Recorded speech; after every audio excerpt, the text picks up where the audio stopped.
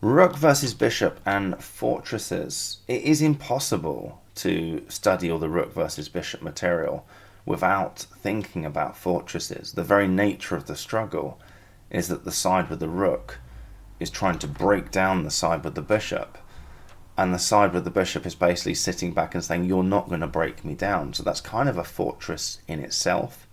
So as I've come across all these positions in the Dvoretsky Endgame manual, I've just sort of naturally hit these fortress ideas for the side with the bishop.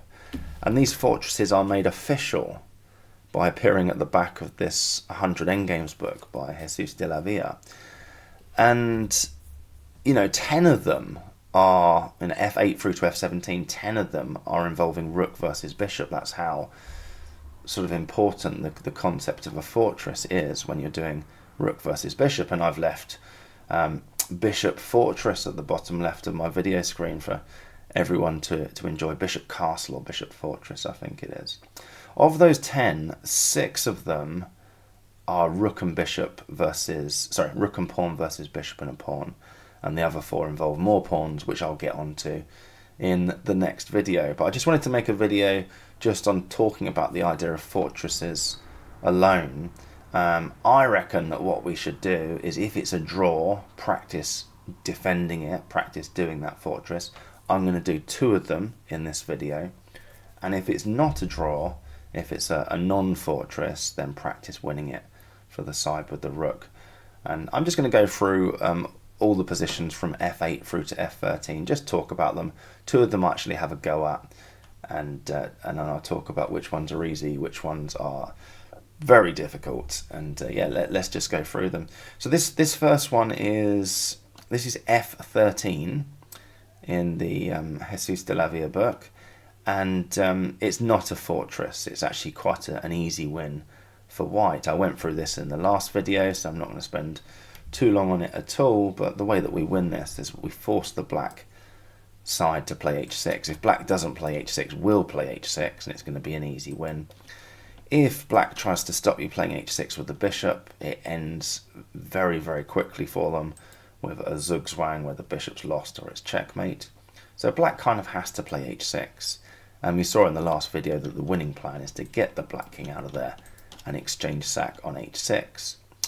Compared to some of the other situations with rook's pawns, and that's what the entire last video was about, it was a rook and a pawn versus a bishop and a pawn in the case of them being rook's pawns. Compared to some of the other situations, this one was relatively easy. And you could argue, and we do argue, that that's because the attacking side's pawn is far up the board. But I would also say that one of the reasons it was relatively easy is because the black king is in the wrong corner. That corner square is the same colour as the bishop square. So I think that made it slightly easier. And because of that, it got me thinking about a position that's not in the official fortresses section, which is the same position, but we've got the king in the right corner, so a different colour square on that corner square. So I was thinking, what happens here? Is this still a win for white? So this is another non-fortress. This is still a win for white. If the white king gives up control of the h6 square, it then becomes a draw. But have a go at practicing this one, and good luck is what I'd say. I haven't actually been able to do this one as white. I've managed to lose it as black against Stockfish very easily, but I can't seem to work out how I'm losing it. It's just magic as far as I can tell. One interesting thing about it is that if black could, they'd like to just chuck that pawn away. Okay, chuck that pawn away, get their bishop onto this diagonal, and it's just then a draw. Okay, we'd reach the Cosio position, which I covered about 3 videos ago now, when it's just rook and rook's pawn versus a bishop. That is just a draw once that rook's pawn has got to the 5th or the 6th rank. So this extra pawn, you think, well, that's surely good for the defending side to have an extra pawn, but actually it's bad. It's, if we could chuck that pawn in the... get my colours right eventually. If we could chuck that pawn in the bin, it's a draw, but we're not allowed to chuck that pawn in the bin. I think if the black king was on g8, h6 check straight away would probably do it. We want our bishop on this diagonal. The problem at the moment with h6 check is that the white king would just take it, and we also need our king to be on g8 by that stage. Okay, it doesn't work with the bishop, not on that b1 to h7 diagonal already.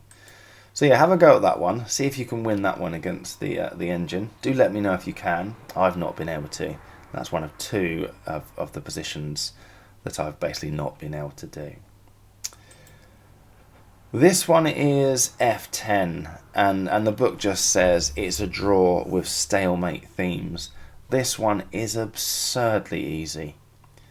It's just so easy, it's almost worth not being in the book. I don't really know why it's in the book. All you do is, and there's one caveat to this, but you pre-move bishop g1, and then you move your bishop somewhere where it can't be taken, and then you repeat. Like, you could pretty much write on your score sheet bishop g1 on moves 1, 3, 5, 7, 9, 11, all the way through to move 49, and then just wait to see where your bishop needs to go back on that diagonal to not be taken.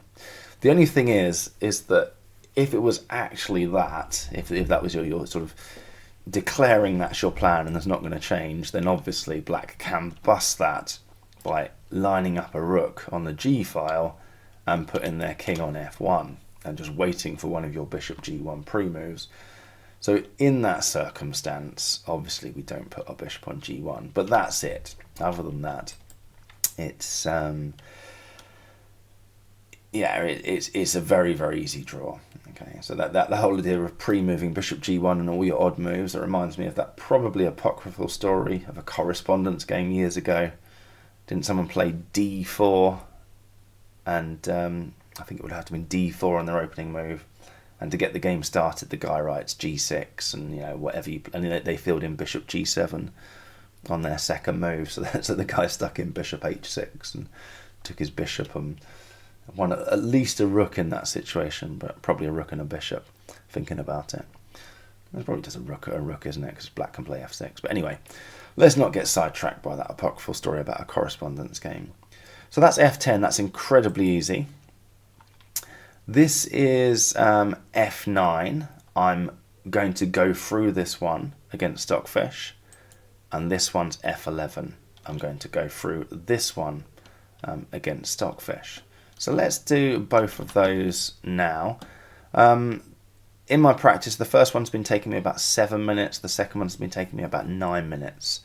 So you might want to skip forward the video by about 7 minutes or 9 minutes. Fortress f9. This one's fairly straightforward. We're told to always use the bishop to control the f3 square and always use the king to control the f2 square. We've got to move our bishop out of there now. Quick smart, that's the first move, bishop b7. And the black king and rook will now start manoeuvring around. Stockfish will try various bits and pieces, none of which will work, hopefully. But there's our bishop, always controlling the f3 square. Now we don't want to go to g2 and we don't want to go to h1. See if you can work out why as I'm playing moves. And that means that we've got these 5 squares. Okay, so at the moment the black king's controlling 2 of those squares, the black rook controlling 1 of them, so we'll move to the one that isn't being controlled. As long as our king's controlling f2, then we're okay. So we can always play a spare king move, like here for example we're being forced to play a king move, and I think we can use any of these squares for our king, where we're always controlling the f2 square. So what's wrong with g2 or h1? And there are other tricks as well, or one other trick that black can try, and let's see if Stockfish is going to try it here. So the other trick is to stick a rook attacking the g-pawn on the 3rd rank and put the king in the way.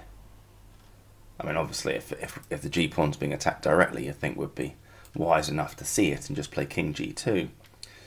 But we might have our king on... Yeah, so this is the kind of thing that might set it up. Okay. And I've got to be a little bit careful not to fall for it straight away. I think I'm okay for now, bishop d5. But the point is that if black's rook was on c3, which Stockfish might well do now. We've just fallen for this. Yeah, so if this was black to move... no, in fact, if it's black to move, it's still fine. But a losing move here would be king back to g1. Because the king comes to d4, and it's a discovered attack on the g3 pawn whilst hitting our bishop. Okay, so watch out for that. That's a trick that that black can go for, and I don't know if Stockfish lines up tricks particularly. I don't think it does. I think it just plays the full array of moves and just waits for you to blunder, just keeps trying various permutations. Now, here we're having there are the four of the 5 squares that our bishop can move to are being controlled by the black king and the black rook. So if our king was on g1, a blunder here would be to put our bishop on g2 or h1. So if I was playing black, I would try and set up that same position, but with the chance for us to move our bishop to g1 or to g2, sorry, or h1. So why? What's so bad about putting the bishop back on g2 or h1? And the answer is that black just takes it. Rook a1 check, or rook c1 check, depending on what file. So it just comes down to the back rank checks. If it's on h1, he just takes it. If the king moves back up, the rook comes back up and takes it next go. It's either pinned or it's a check, and then takes it. And then we get outflanked. And if we get outflanked, which we will do, the black king's winning the pawn on g3, and it's just a win for black. So I'm trying to think about my move as well as talk here. So if I play bishop d5, so I'm giving Stockfish a chance to try and trick me with rook c3. Rook c3 is a good try to try and trick me. Didn't go for it. But I would absolutely have played rook c3 in that position, hoping that white comes off the defence of g3, and you can do that discovered attack on the g3 pawn. None of that happening. So it's very, very simple, this fortress. We just do what it says in the book. You know, we keep control of the f3 square. We watch out for any discovered attacks on the g3 pawn. We don't come to g2 or h1. And it's a draw. So this is up to move 31 now. And I don't think there's much else to talk about on this one. So this is probably going to start to get a bit boring if it hasn't got boring already. So what I'm going to do now, I mean the black king looks quite a long way away, right? What I'm going to do now is just put my bishop on, shall I put it on h1 or g2? And Stockfish will take it in a flash. Let's go g2, because it looks as if on g2 we can't be outflanked, but we absolutely can be outflanked. King takes g2, king d4 or e4. The black king's getting to the d3 square. So you watch this, bishop g2, Stockfish will just take that and we'll end it there. Bosh. Done. White's lost. King takes rook. King into e4 or d4. I don't think it matters, and we can't stop the black king getting to the d3 square. We're getting outflanked. We're losing our g-pawn. The opposition doesn't matter. The end. So I'm going to resign that now. If we go back to the original position, so yeah, use your bishop to keep control of f3. Use your king to keep control of f2. Don't put your bishop on g2 or h1 like I just did deliberately at the end there to show how black wins that. And watch out for, as you're using these 5 squares to keep control of f3, any of those 5 are okay. 2 of them can be controlled with the black king, 2 of them can be controlled with the black rook. Watch out for being tricked into, if the black rook's attacking on the 3rd rank, don't put your bishop on d5, for example, where the black king can come back, hit the bishop, and discover an attack on the g3 pawn. That's the only other trick, as far as I can tell, practicing this against Stockfish, that black's got up their sleeve. So that's fortress f9.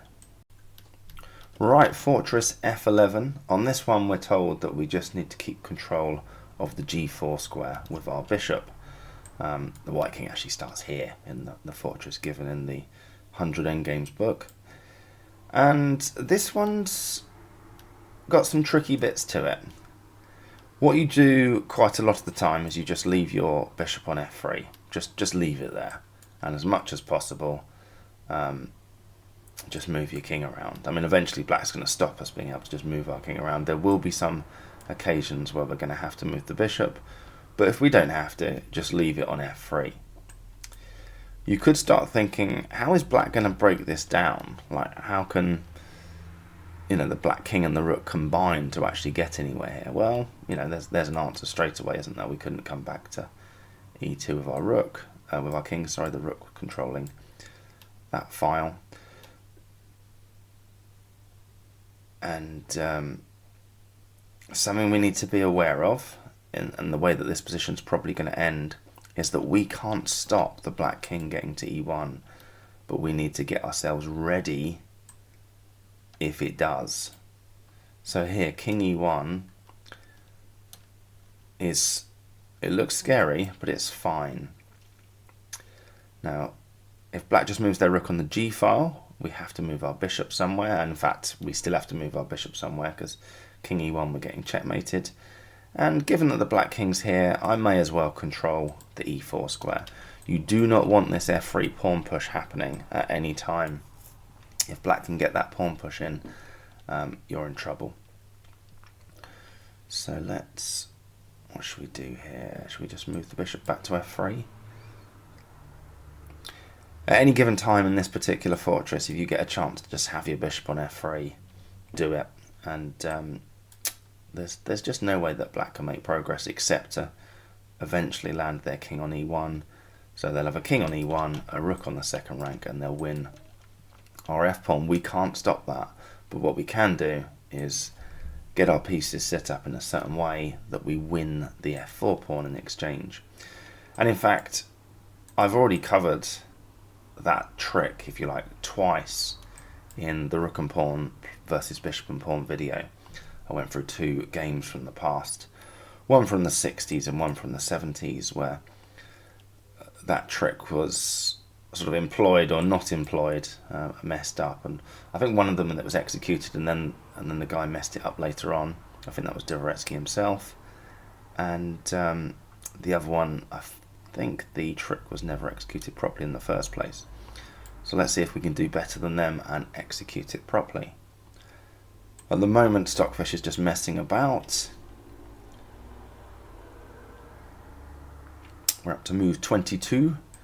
Quite happy to follow that black king out of there. And then, all right, yeah. Are we going to see it here? Are we going to see king d2? And we need to get ourselves ready. If we do,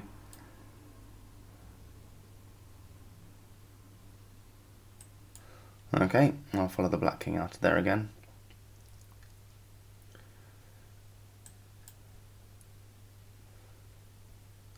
I mean, it's tricky, but I mean, it's not tricky if the engine's just going to do that, sort of wasting some of their 50 moves. So this is different. Now the bishop's being attacked. We've obviously got to move our bishop here. Now where to? I like the idea of keeping on controlling e4, just to keep the black king out of there. But I've got my bishop and king defending f3. I do not want to see this pawn push. Let's bring the bishop back to f3. Just got to be a little bit careful. The rook's hitting it. And now it has to go away again. If we get checked by the rook, that's okay, because the king can disappear and the bishop's still controlling f3. Now here we have to be, I think we have to be extremely careful here. We can't move the king, and can we give up control of g4? I don't like sticking the bishop on h5 there. I'm wondering whether I can relinquish control of g4. if I played bishop c6, and if king g4 lands, I can check and come back. Those ones are always precarious, though, aren't they? They're always a bit dodgy, because that's where the rook could do some stuff and deny us some important squares somehow. It's probably the case that either's fine, but I'm going to keep control of g4 for now. And if king e4, that's the only other thing I'm worried about, then I check and come back to h5. I think going that way was okay.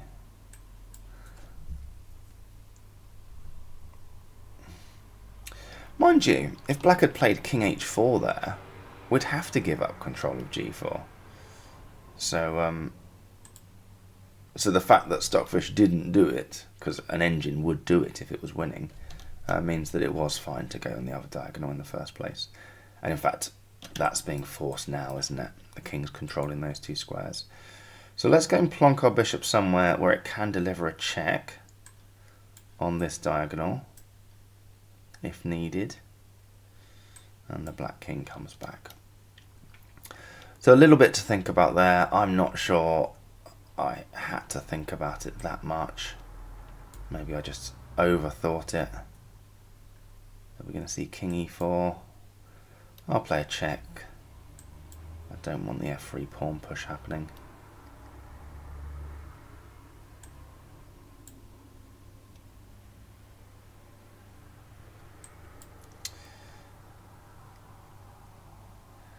Now, is the black king going to come to e1 and show?